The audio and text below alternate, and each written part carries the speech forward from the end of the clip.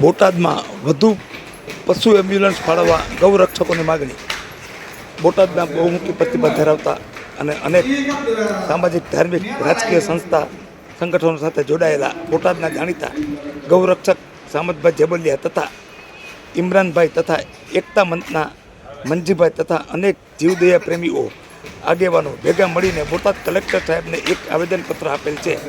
આવેદનપત્રમાં જણાવ્યું છે કે બોટાદ શહેર તથા બોટાદ રૂરલ ગ્રામ્ય વિસ્તારમાં એકથી પણ વધુ એમ્બ્યુલન્સ 1962 ફાળવવામાં માગણી કરેલ છે. કેમ કે બોટાદમાં રેડિયાળ પશુઓ મોટી સંખ્યામાં છે તો 2 એમ્બ્યુલન્સ ઓછી પડે છે, તો તાત્કાલિક વધુમાં વધુ 2 એમ્બ્યુલન્સ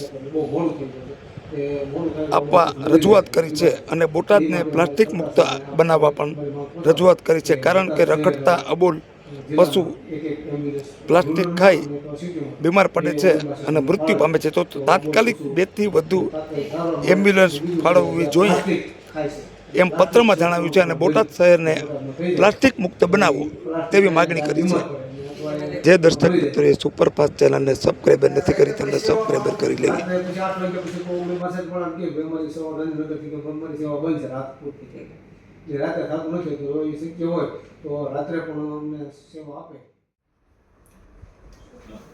આપનો પરિચય?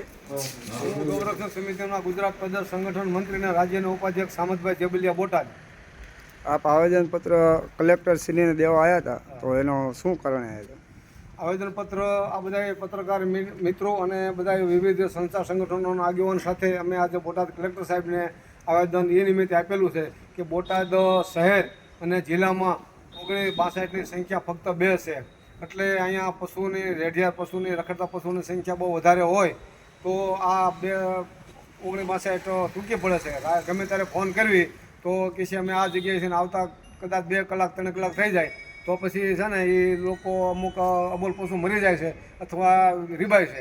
એટલે એ માટે મેં સરકારશ્રીને મારી માંગ પહોંચાડો કલેક્ટરશ્રીને આવેદનપત્ર આપીને કીધું કે ભાઈ અમને એક રૂરલમાં અને એક સિટીમાં વધારે 1962 ફાળવો અને બીજું કે બોટાદ પ્લાસ્ટિક મુક્ત કરો. આ પ્લાસ્ટિક ખાવાથી ગાયો બીમાર પડે છે, ગાયો મરી જાય છે. એટલે કલેક્ટરને આવેદનપત્ર આપીને અમારી સ્ટેટ ગુજરાત સરકાર સુધી એવી અમે માંગ કરી છે કે આ પ્લાસ્ટિક પણ બોટાદમાં મુક્ત કરવું. જય ગૌ માતા.